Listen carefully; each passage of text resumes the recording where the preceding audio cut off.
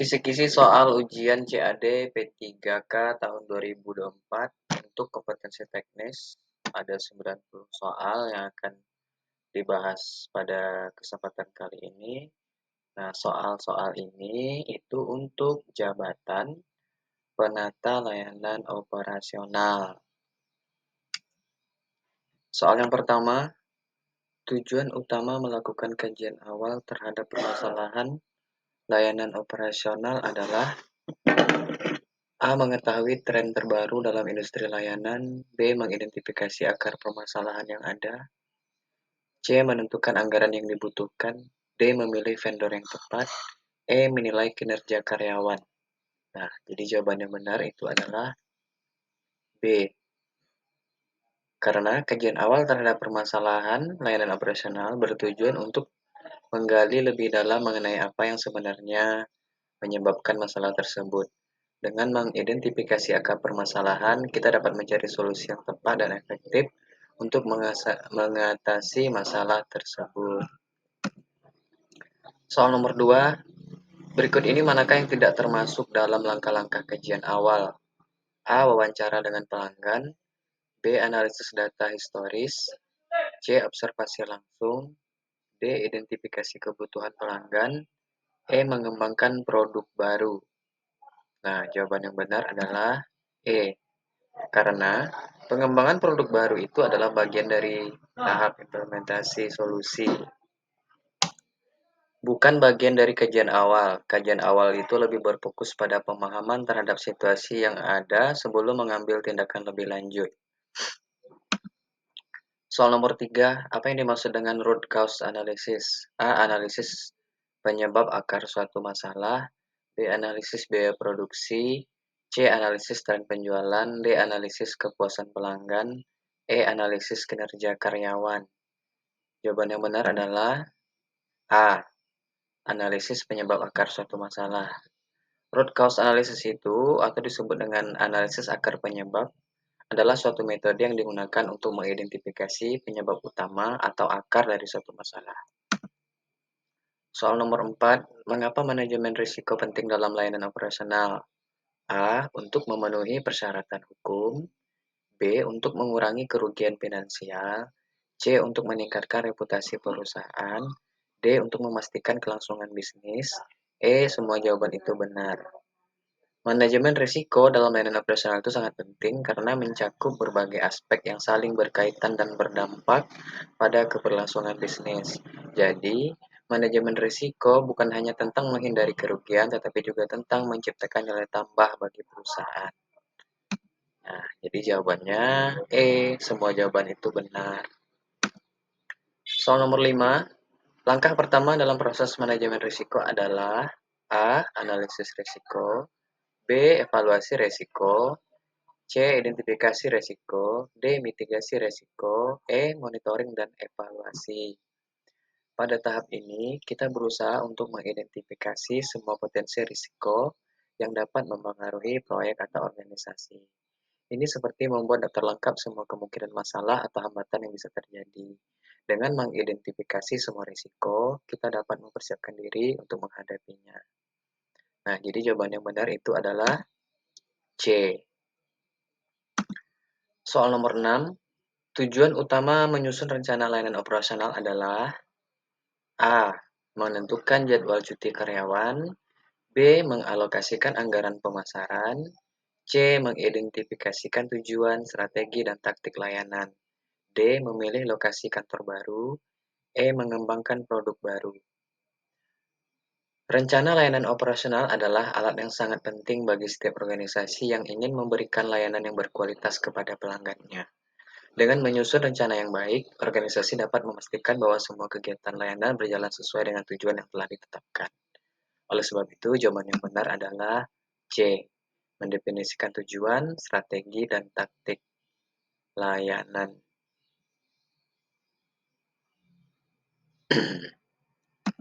Soal nomor 7, dalam menyusun rencana anggaran untuk layanan operasional, faktor mana yang paling penting untuk dipertimbangkan? A. Gaji direktur perusahaan. B. Biaya bahan baku, tenaga kerja, dan overhead. C. Biaya promosi produk baru. D. Harga saham perusahaan. E. Jumlah liburan karyawan, anggaran untuk layanan operasional. Ketika menyusun rencana anggaran untuk layanan operasional, faktor yang berhubungan langsung dengan kegiatan operasional sehari-hari itu adalah merupakan pertimbangan utama, seperti biaya bahan baku, tenaga kerja, dan overhead. Itu mencakup sebagian besar pengeluaran yang diperlukan untuk menjalankan sebuah bisnis. Jadi jawaban yang benar itu adalah B. Soal nomor 8, metrik apa yang dapat digunakan untuk mengukur efisiensi penggunaan sumber daya dalam layanan operasional? A. Tingkat kepuasan pelanggan. B. Jumlah produk yang cacat. C. Waktu siklus produksi. D. Biaya produksi per unit. E. Semua jawaban benar. Biaya produksi per unit secara langsung itu mencerminkan seberapa efisien sumber daya yang terdiri dari bahan baku, tenaga kerja, energi, dan lainnya yang digunakan dalam proses produksi. Semakin rendah biaya produksi per unit, maka semakin efisien penggunaan sumber daya. Jadi jawaban yang benar adalah D, biaya produksi per unit. Soal nomor 9, metrik apa yang dapat digunakan untuk mengukur efisiensi penggunaan sumber daya dalam layanan operasional?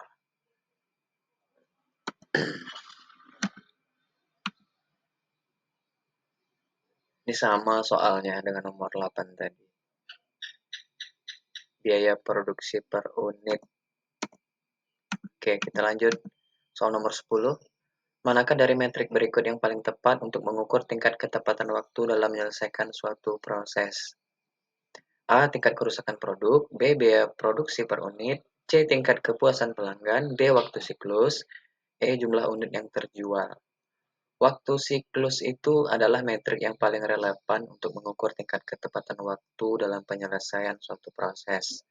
Metrik ini mengukur durasi waktu yang dibutuhkan untuk menyelesaikan suatu siklus proses mulai dari awal hingga akhir.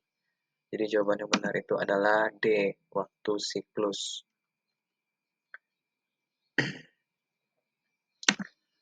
Soal nomor 11, faktor penting yang perlu dipertimbangkan dalam memilih bahan dan peralatan layanan operasional adalah A. Harga yang paling murah. B. Ketersediaan di pasaran. C. Kualitas, kuantitas, dan kesesuaian yang dengan kebutuhan.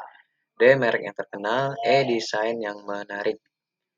Memilih bahan dan peralatan untuk layanan operasional adalah keputusan yang penting dan harus dilakukan dengan cermat. Dengan mempertimbangkan semua faktor di atas, Anda dapat memilih bahan dan peralatan yang paling sesuai untuk kebutuhan bisnis Anda dan memastikan bahwa layanan operasional berjalan dengan lancar dan efisien. Jadi jawaban yang benar adalah C. Soal nomor 12, alat bantu apa yang paling efektif untuk memvisualisasikan urutan kegiatan dalam suatu proses layanan? A. Diagram alir atau flowchart. B. Grafik batang. C. Tabel data. D. Peta pikiran. E. Presentasi PowerPoint. Jawaban yang benar itu adalah A. Diagram alir. Karena diagram alir itu adalah alat visual yang paling efektif untuk menggambarkan urutan langkah-langkah dalam suatu proses. Dengan menggunakan simbol-simbol yang standar, diagram air dapat menunjukkan dengan jelas bagaimana suatu proses itu dimulai, bagaimana setiap langkah saling berhubungan, dan bagaimana proses tersebut berakhir. Nomor 13, bagaimana teknologi digital dapat membantu dalam merancang proses? A. Memudahkan visualisasi proses. B. Mengoptimalkan tugas-tugas yang berulang. C. Memungkinkan simulasi proses untuk mengidentifikasi potensi masalah sebelum diimplementasikan. D. Memfasilitasi pengumpulan dan analisis data. E. Semua jawaban benar. Nah, teknologi digital itu telah membawa transformasi besar dalam dunia perancangan proses. Dengan memanfaatkan teknologi, kita dapat membuat proses yang lebih efisien, efektif, dan berkualitas. Jadi, jawaban yang benar adalah semua jawaban itu benar. Soal nomor 14, manakah dari berikut ini yang tidak termasuk dalam pertimbangan etika dalam penggunaan teknologi dalam perancangan proses? A. Privasi data pengguna. B. Keamanan informasi perusahaan. C. Dampak lingkungan dari teknologi yang digunakan. D. Efisiensi biaya produksi. E. Keadilan dalam distribusi manfaat teknologi. Efisiensi biaya produksi itu memang penting dalam perancangan proses, namun ini lebih berkaitan dengan aspek bisnis dan operasional, bukan etika. Etika dalam penggunaan teknologi itu lebih berfokus pada aspek moral, sosial, dan dampak terhadap individu maupun masyarakat secara luas. Jadi jawaban yang benar itu adalah D. Nomor 15, seorang penata layanan operasional perlu memastikan bahwa sistem berjalan optimal setelah pembaharuan perangkat lunak besar. Langkah yang tepat sebelum melakukan pembaharuan adalah A. Memeriksa kondisi jaringan, B. Memeriksa ketersediaan memori, C. Memastikan kompatibilitas perangkat lunak, D. Memastikan kinerja CPU, E. Memantau kemampuan operating system. Jawaban yang benar itu adalah C. Memastikan kompatibilitas perangkat lunak. Sebelum melakukan pembaruan perangkat, penting untuk memastikan bahwa perangkat lunak yang baru kompatibel dengan perangkat keras, sistem operasi, dan aplikasi lain yang sudah ada. Konflik kompatibilitas bisa menyebabkan masalah yang serius. Soal nomor 16, operating system mengalami kerusakan setelah instalasi pembaruan yang gagal. Tindakan apa yang sebaiknya dilakukan? A. Melakukan sistem restore, D. Menghubungi tim IT, C. Menginstal ulang operasi sistem, D. Menghapus pembaruan, E. Melakukan restart komputer. Melakukan sistem restore adalah langkah pertama yang paling tepat untuk mengatasi kerusakan sistem operasi setelah pembaharuan yang gagal. Sistem restore itu akan mengembalikan sistem operasi ke titik waktu sebelum pembaharuan yang gagal itu dilakukan. Jadi jawaban benar itu adalah E. A. Melakukan sistem restore. Soal nomor 17. Apa yang dimaksud dengan bottleneck dalam konteks layanan operasional? A. Titik sempit yang menghambat aliran kerja. B. Proses yang berjalan sangat cepat. C. Sumber daya yang berlebih. D. Pelanggan yang sangat puas. E. Produk yang berkualitas tinggi. Nah, bottleneck itu secara harfiah berarti adalah leher botol. Dalam konteks layanan operasional, bottleneck merujuk pada suatu titik atau proses dalam sistem yang menjadi hambatan atau pembatas bagi keseluruhan kinerja sistem tersebut. Nah, kira-kira jawabannya apa? A. Titik sempit yang menghambat aliran kerja. Nomor 18. Apa yang dimaksud dengan standar operating procedure atau SOP? A. Aturan tentang pakaian seragam karyawan. B. Laporan kinerja bulanan. C. Jadwal kerja shift. D. Panduan terperinci tentang cara melakukan suatu tugas. E. Formulir izin cuti. Jadi SOP itu adalah seperangkat instruksi tertulis yang secara rinci menjelaskan bagaimana suatu tugas atau proses harus dilakukan. SOP dibuat dengan tujuan untuk memastikan bahwa semua orang telah terlibat dalam suatu pekerjaan, melakukan tugasnya dengan cara yang sama, konsisten, dan efektif. Jadi jawaban yang benar adalah D. Nomor 19.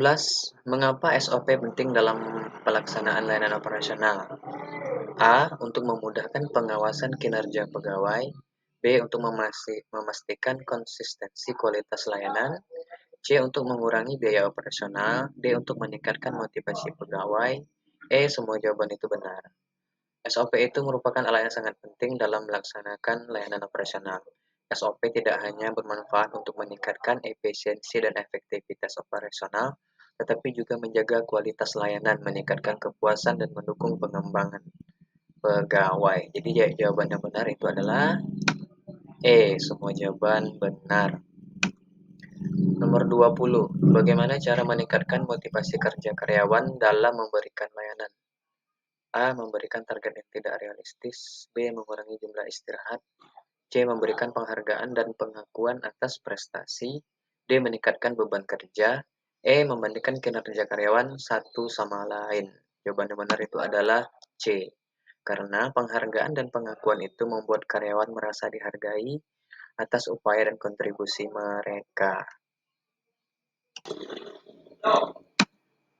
Soal nomor 21. Langkah efektif untuk mengelola banyak permintaan internal adalah dengan A. Mengerjakan semua permintaan secara bersamaan. B. Mengutamakan permintaan dari atasan terlebih dahulu. C. Mengutamakan permintaan dari anggota tim. D. Menunda semua permintaan hingga akhir minggu. E. Menyusun prioritas berdasarkan urgensi dan dampak operasional. Jadi jawaban yang benar itu adalah E. Dengan mengurutkan tugas berdasarkan urgensi dan dampaknya terhadap pekerjaan, Anda memastikan bahwa tugas-tugas yang paling krusial itu diselesaikan terlebih dahulu. Nomor 22. Apa yang harus Anda lakukan jika anggaran operasional itu terbatas? A. Mengurangi standar layanan publik yang diberikan. B. Menunda semua kegiatan operasional hingga anggaran ditambah. C. Mengabaikan keterbatasan anggaran dan tetap menjalankan semua program. D. Mengoptimalkan penggunaan anggaran agar tetap memenuhi kebutuhan operasional. E. Melaporkan masalah tersebut ke atasan dan menunggu keputusannya. Nah, ketika anggaran operasional itu terbatas, kita perlu mencari cara untuk tetap menjalankan kegiatan operasional secara efektif dan efisien. Dan dengan mengoptimalkan penggunaan anggaran, kita dapat memberikan layanan yang baik meskipun dengan anggaran yang terbatas. Jadi jawabannya adalah D.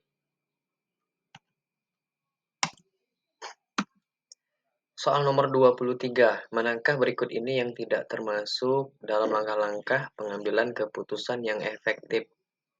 A. Mengidentifikasi masalah. B. Mengambil keputusan secara impulsif. C. Mengumpulkan data. D. Mengevaluasi alternatif solusi. E. Menerapkan keputusan. Keputusan yang diambil secara impulsif seringkali didasarkan pada emosi atau informasi yang tidak lengkap, sehingga berpotensi menghasilkan keputusan yang tidak optimal. Di sini soal nomor 23 itu yang dimintanya adalah yang tidak termasuk. Berarti yang salah. Jawabannya adalah B. Nomor 24. Apa yang harus dilakukan setelah mengidentifikasi akar penyebab suatu masalah dalam layanan operasional? A. Menyalahkan karyawan yang bertanggung jawab. B. Mengabaikan masalah tersebut. C. Menurunkan standar kualitas. D. Meningkatkan target produksi. E. Menerapkan tindakan perbaikan. Jawaban yang benar itu adalah E. Menerapkan tindakan perbaikan. Setelah berhasil mengidentifikasi akar penyebab suatu masalah dalam layanan operasional, langkah selanjutnya yang paling logis dan efektif adalah menerapkan tindakan perbaikan. Ini merupakan langkah kunci untuk mencegah masalah yang sama itu terjadi di masa depan dan meningkatkan kinerja layanan secara keseluruhan. Nomor 25. Bagaimana seorang penata layanan operasional dapat meningkatkan efisiensi proses kerja dalam suatu tim? A. Mengurangi waktu istirahat untuk mempercepat pekerjaan. B. Mengoptimalkan penggunaan teknologi. C. Meningkatkan jumlah pekerja meskipun biaya bertambah. D. Menambah langkah operasional untuk memperketat kontrol. E. Menambah fasilitas untuk mendukung operasional. Mengoptimalkan penggunaan teknologi itu bertujuan untuk meningkatkan efisiensi operasional secara keseluruhan. Jadi jawaban yang benar adalah B. Nomor 26. Tujuan utama melakukan evaluasi layanan operasional adalah A. Memenuhi persyaratan audit internal. B. Menentukan kenaikan gaji karyawan. C. Mengidentifikasi area yang perlu diperbaiki dan ditingkatkan. D. Membandingkan kinerja dengan kompetitor. E. Membuat laporan tahunan. Evaluasi layanan operasional adalah alat yang sangat penting untuk memastikan bahwa layanan yang diberikan selalu berkualitas dan memenuhi kebutuhan pelanggan. Dengan melakukan evaluasi secara berkala, kita dapat melakukan perbaikan dan peningkatan untuk mencapai tujuan organisasi. Jadi jawaban yang benar adalah C. Mengidentifikasi area yang perlu diperbaiki dan ditingkatkan. Nomor 27. Apa yang dimaksud dengan Key Performance Indicator atau KPI? A. Indikator yang digunakan untuk mengukur kinerja individu. B. Untuk mengukur kinerja tim. C. Indikator yang digunakan untuk keberhasilan suatu tujuan strategis. D. Untuk mengukur biaya produksi. E. Untuk mengukur kualitas produksi. Key Performance Indicator atau KPI adalah tolak ukur yang digunakan untuk mengukur seberapa efektif suatu organisasi, departemen, atau individu dalam mencapai tujuan strategis yang telah ditetapkan. Berarti KPI ini bersifat kuantitatif dan dapat diukur sehingga dapat digunakan untuk memantau kemajuan dan kinerja secara objektif. Nah, jadi jawaban yang benar adalah C. Nomor 28. Indikator kinerja utama KPI yang paling relevan untuk mengukur keberhasilan layanan pelanggan adalah A. Tingkat kepuasan pelanggan, B. Jumlah produksi yang terjual, C. Biaya produksi per unit, D. Jumlah karyawan yang hadir, E. Tingkat kerusakan mesin. Jawaban yang benar adalah A. Karena tingkat kepuasan pelanggan itu adalah salah satu indikator kinerja utama KPI yang paling relevan untuk mengukur keberhasilan layanan pelanggan. Nomor 29. Metode analisis data mana yang paling tepat untuk mengidentifikasi tren dalam jumlah penjualan produk selama 1 tahun? B. Analisis SWOT, B. Regresi, C. Varian, D. Cluster, E. Deret waktu. Jawaban yang benar adalah E. Analisis deret waktu. Karena analisis deret waktu itu digunakan untuk menganalisis data yang dikumpulkan secara berurut dalam kurun waktu tertentu seperti data penjualan. Nomor 30. Apa yang dimaksud dengan standar waktu dalam konteks layanan operasional? A. Waktu istirahat karyawan, B. Waktu yang dibutuhkan untuk menyelesaikan suatu tugas, C. Waktu tunggu pelanggan, D. Waktu pengiriman produk, E. Waktu rapat mingguan. Jadi jawaban yang benar adalah B. Karena standar waktu dalam konteks layanan operasional itu mengacu pada jangka waktu yang telah ditetapkan untuk menyelesaikan suatu tugas atau proses tertentu. Nomor 31. Apa yang harus dilakukan jika ada pelanggan yang menyampaikan keluhan? A. Mengabaikan keluhan tersebut, B. Membenarkan kesalahan pelanggan, C. Mendengarkan keluhan dengan empati dan berusaha mencari solusi, D. Menyalahkan departemen lain, E. Meminta pelanggan untuk mengulanginya. Tentu jawaban yang benar itu adalah C. Mendengarkan keluhan dan empati dan berusaha mencari solusi. Nomor 32. Bagaimana cara meningkatkan akurasi data dalam evaluasi layanan operasional? A. Mengumpulkan data secara manual, B. Menggunakan sistem informasi yang terintegrasi, C. Mengandalkan data dari satu sumber saja, D. Melakukan estimasi data, E. Mengabaikan data yang tidak relevan. Jawaban yang benar adalah B. Menggunakan sistem informasi yang terintegrasi. Karena sistem informasi yang terintegrasi memungkinkan analisis data yang lebih cepat dan akurat. Nomor 33.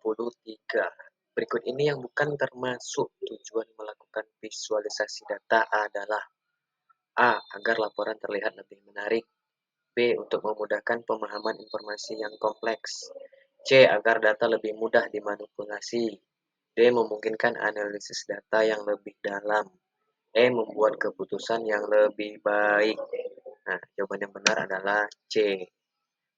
Agar data itu lebih mudah dimanipulasi. Ini kan tadi yang ditanya adalah yang bukan termasuk. Makanya yang bukan termasuk tujuan melakukan visualisasi data itu adalah C. Nomor 34. Apa yang dimaksud dengan risk assessment dalam konteks pengambilan keputusan?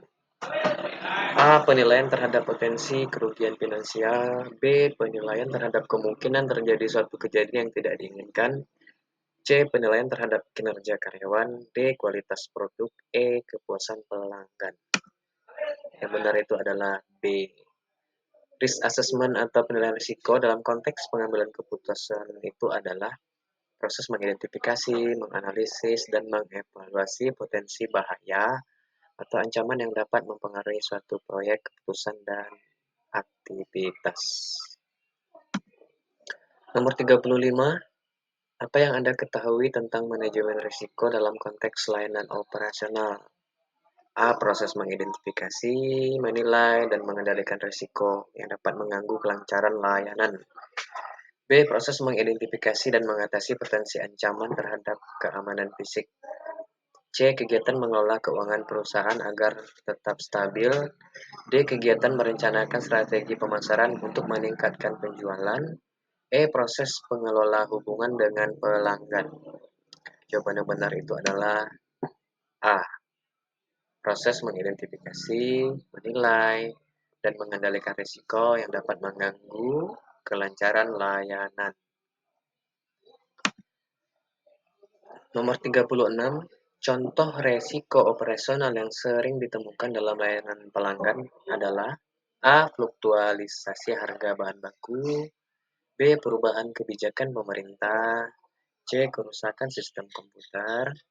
D. Keluhan pelanggan yang tidak tertangani dengan baik. E. Persaingan bisnis yang ketat. Nah, jawaban yang benar itu adalah D. Keluhan pelanggan yang tidak tertangani dengan baik. Nah, nomor 37. Untuk meningkatkan sistem pengelolaan data kepegawaian, seorang penata layanan operasional sebaiknya A. Mengabaikan masukan dari pegawai. B. Mengadakan evaluasi berkala. C. Memperhatikan satu aspek dari sistem. D. Menyebarkan informasi tanpa verifikasi. E. Meningkatkan sistem yang ada meskipun tidak diperlukan. Nah, jawaban yang benar itu adalah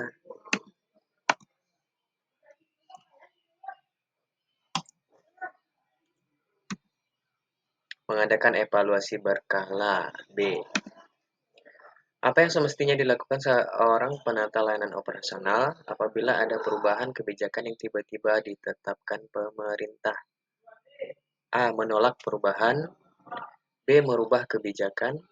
C. Melakukan penyesuaian. D. Menunda perubahan. E. Menunggu instruksi dari atasan. Nah, yang harus kita lakukan adalah melakukan penyesuaian dan mengimplementasikan kebijakan baru dengan cepat. C. Nomor 39, seorang penata layanan operasional harus memiliki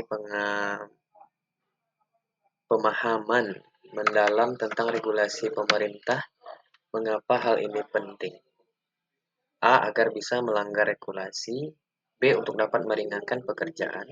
C. Untuk mempersulit proses kerja pegawai lain. D. Untuk menetapkan regulasi baru. E. Agar dapat menjalankan operasional sesuai dengan kebijakan dan peraturan yang berlaku. Jawaban yang benar adalah E. Apa yang harus dilakukan oleh seorang penata layanan operasional dalam situasi darurat? A. Segera bertindak sesuai protokol. B. Mengabaikan masalah. C. Menunggu instruksi. D. Membuat keputusan sendiri. E. Menutup layanan. Jadi jawaban yang benar adalah A. Segera bertindak sesuai protokol.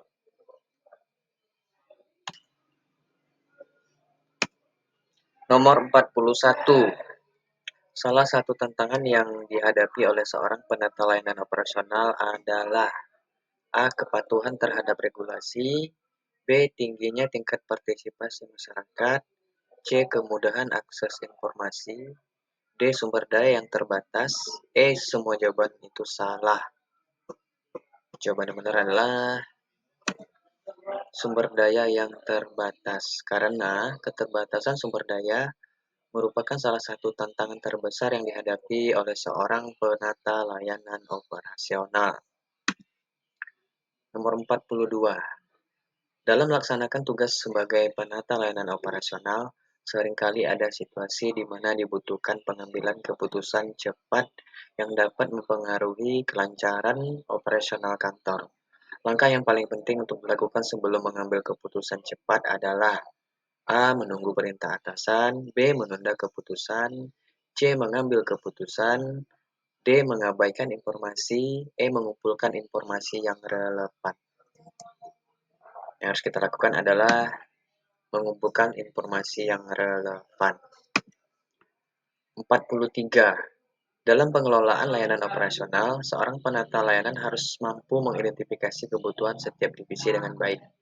Salah satu cara untuk mengidentifikasi kebutuhan dengan efektif adalah dengan A. Mengabaikan permintaan dari divisi kecil, menyusun anggaran tanpa konsultasi dengan divisi lain, mengidentifikasi kebutuhan setelah disetujui oleh atasan, D. Melakukan survei kebutuhan secara berkala, E. Mengambil keputusan berdasarkan pengalaman masa lalu. Jawabannya adalah D. Nomor 44. Dalam sebuah evaluasi ditemukan bahwa proses dokumentasi layanan operasional tidak terorganisir dengan baik, sehingga menyebabkan kesulitan dalam pelaporan. Apa langkah yang harus dilakukan? A. Menggunakan sistem manajemen dokumen digital. B. Mempekerjakan tenaga administrasi tambahan. Menetapkan format pelaporan standar yang wajib digunakan. D. Mengadakan pelatihan dokumentasi bagi staf. E. Mengurangi jumlah dokumen yang harus dilaporkan. Jawabannya adalah A. Menggunakan sistem manajemen dokumen digital.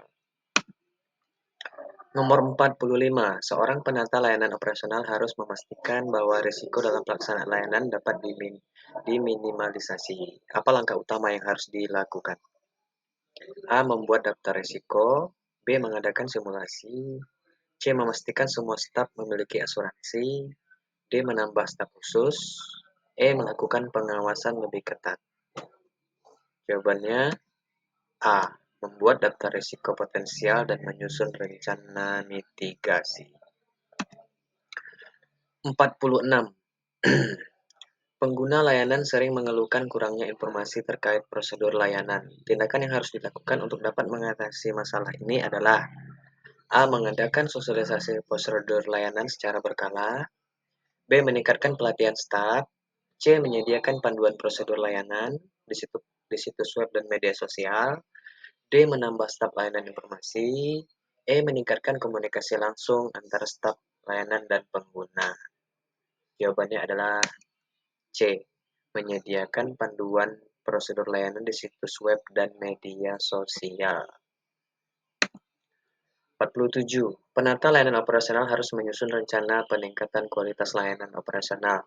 Apa langkah pertama yang paling efektif dalam menyusun rencana tersebut? Nah, jawabannya adalah B. Mengumpulkan feedback atau umpan balik dari pengguna layanan. 48. Hasil evaluasi kinerja operasional menunjukkan bahwa keluhan pelanggan meningkat akibat keterlambatan layanan. Langkah terbaik yang harus diambil adalah A. Menambah tenaga kerja. B. Membuat panduan yang lebih jelas. C. Meningkatkan jam operasional. D. Melakukan analisis waktu kerja. E. Mengurangi jenis layanan untuk mengurangi beban kerja. Jawaban yang tepat itu adalah D. Melakukan analisis waktu kerja untuk mengidentifikasi hambatan. 49. Dalam upaya mencegah risiko gangguan layanan operasional akibat bencana alam, seorang penata layanan operasional harus menyusun strategi pencegahan. Langkah awal yang paling tepat adalah A. Menyediakan tempat perlindungan untuk staf layanan, menghubungi lembaga penanggulangan bencana, C. Melakukan simulasi, D. Menggandakan dokumen, E. Menyusun peta risiko wilayah kerja layanan. Jawaban yang benar adalah E. Nomor 50. Sebuah instansi pemerintah menghadapi hambatan dalam alokasi sumber daya manusia untuk memenuhi kebutuhan layanan operasional. Penata layanan operasional diminta memberikan rekomendasi. Apa pendekatan yang paling tepat? Nah, yang paling tepat itu adalah A. Mengoptimalkan tenaga kerja yang ada melalui rotasi tugas. Nomor 51. Penata layanan operasional harus memastikan pengelolaan data dan dokumentasi layanan operasional dilakukan dengan baik. Apa manfaat utama dari pengelolaan data yang sistematis? Jawabannya adalah C. Mendukung pengambilan keputusan dan mengembangkan layanan di masa depan. Nomor 52. Langkah utama yang harus dilakukan oleh seorang penata layanan operasional dalam upaya mengelola arsip di tempat bekerja adalah B. Mengidentifikasi dan mengklasifikasikan dokumen. Nomor 53. Dalam proses pengelolaan arsip, penata layanan operasional harus memastikan dokumen disimpan dengan benar. Sistem pengarsipan yang umum digunakan untuk dokumen berurutan berdasarkan tanggal itu adalah E. Pengarsipan kronologis. Nomor 54. Apa yang harus dilakukan oleh seorang penata layanan operasional dalam pengelolaan inventaris kantor? D. Melakukan pengecekan dan pendataan inventaris. 55. Ketika memesan barang untuk kebutuhan kantor, apa yang harus dilakukan oleh seorang penata layanan operasional? A. Jawabannya, mengajukan permintaan barang sesuai dengan anggaran dan kebutuhan. Nomor 56. Ketika menyusun laporan harian, hal apa yang seharusnya dicatat oleh penata layanan operasional? C. Kegiatan utama dan kejadian penting dalam operasional. Nomor 57. Langkah apa yang diambil oleh seorang penata layanan operasional ketika ingin meningkatkan kerjasama antar departemen dalam instansi? D.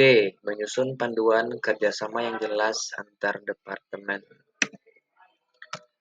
Apa yang menjadi fokus utama seorang penata layanan operasional dalam hal memperkenalkan sistem pelayanan berbasis teknologi di instansi pemerintah? E. Mengidentifikasi teknologi yang paling sesuai untuk kebutuhan layanan dan memastikan teknologi tersebut sudah terintegrasi dengan sistem yang sudah ada. 59.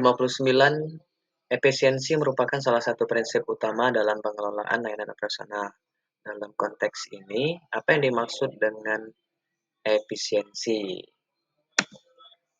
B. Menggunakan sumber daya itu seminimal mungkin untuk mencapai hasil yang maksimal. 60. Bagaimana seorang penata layanan operasional berkontribusi dalam perbaikan berkelanjutan pada instansi tempatnya bekerja? C. Mengevaluasi dan meningkatkan prosedur operasional. 61. Dalam pengelolaan komunikasi internal pada instansi, apa peran utama seorang penata layanan operasional? E. Mengelola jalur komunikasi antara departemen untuk memastikan informasi penting disampaikan tepat waktu. 62. Apa yang dimaksud dengan penata layanan operasional? C. Pengelola pelayanan publik. 62. Apa salah satu tugas utama penata layanan operasional? Tugas utamanya adalah melaksanakan pelayanan kepada masyarakat. 64. Prinsip apa yang harus diperhatikan oleh penata layanan operasional dalam pelaksanaan pelayanan publik? Transparansi dan akuntabilitas. 65. Salah satu aspek penting dalam penataan layanan operasional adalah jawaban A, B, dan C benar. Teknologi informasi, manajemen risiko, dan pengembangan sumber daya manusia. 66. Apa yang menjadi indikator keberhasilan penata layanan operasional? Kepuasan masyarakat. Apa yang harus dilakukan oleh penata layanan operasional dalam melakukan evaluasi layanan? Menggunakan metode yang objektif. B. Apa yang perlu dilakukan penata layanan operasional dalam menyusun kebijakan layanan publik? A. Melibatkan semua pemangku kepentingan. Salah satu metode untuk meningkatkan kualitas layanan adalah B. Pelatihan dan pengembangan pegawai. 70. Salah satu alat yang dapat digunakan untuk mengukur kinerja layanan adalah jawaban A, B, dan C benar. Indeks kepuasan masyarakat, waktu penyelesaian administrasi, dan banyaknya pengaduan. 71. Untuk meningkatkan pelayanan kepada masyarakat, penata layanan operasional harus meningkatkan komunikasi dengan masyarakat. 72. Salah satu cara untuk meningkatkan efisiensi layanan operasional adalah dengan mengimplementasikan teknologi. Jawabannya B. Dalam mengelola layanan publik, penata layanan operasional harus menciptakan kebijakan yang fleksibel. B. 74. Apa yang menjadi fokus utama dalam pengembangan layanan publik? Kualitas layanan. B. 75. Apa pentingnya umpan balik dari masyarakat dalam layanan operasional? Untuk mengetahui kekurangan layanan. A. 76. Apa yang dimaksud dengan standar pelayanan minimal?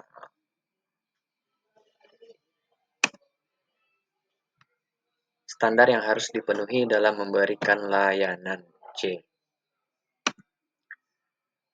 77. Apa yang harus dilakukan penata layanan operasional dalam situasi darurat?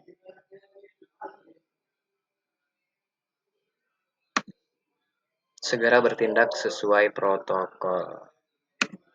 78. Salah satu teknik untuk meningkatkan interaksi dengan masyarakat adalah media sosial. Apa peran teknologi dalam penata layanan operasional?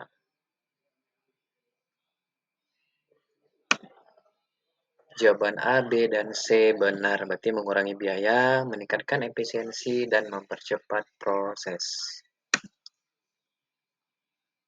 Dalam penataan layanan operasional, penting untuk memiliki jawaban A, B, dan C benar.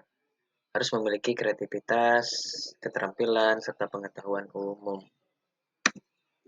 Seorang penata layanan operasional harus memiliki pemahaman mendalam tentang regulasi pemerintah. Mengapa hal ini penting?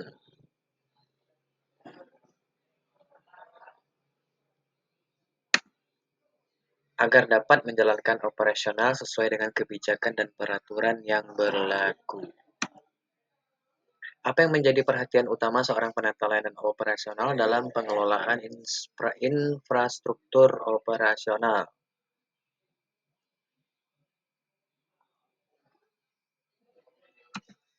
Menjamin bahwa semua fasilitas dan perangkat operasional itu selalu dalam kondisi baik. B. Mengapa keterampilan analisis penting bagi seorang penata layanan operasional?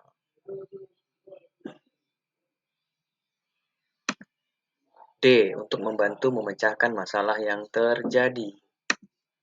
84. Mengapa kemampuan komunikasi merupakan salah satu kompetensi penting bagi seorang penata layanan operasional? Untuk meningkatkan layanan publik dan koordinasi antar tim. C. Apa pentingnya laporan bagi seorang penata layanan operasional? Untuk mengevaluasi hasil pekerjaan dan merumuskan perbaikan operasional. A. 86. Apa yang semestinya dilakukan seorang penata layanan operasional apabila ada perubahan kebijakan yang tiba-tiba ditetapkan oleh pemerintah? Melakukan penyesuaian dan mengimplementasikan kebijakan baru dengan cepat.